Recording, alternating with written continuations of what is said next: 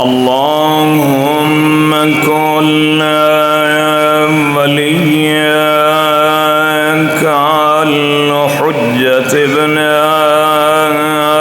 الحسن صلواتك عليه وعلى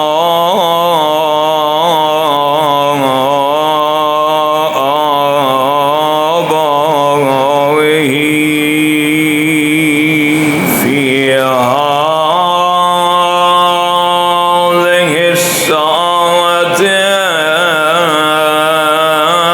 وفي كل ساعة وليا محافظا وقائدا وناصرا ودليلا وعينا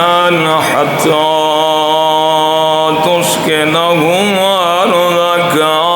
طوعا وتمتعهم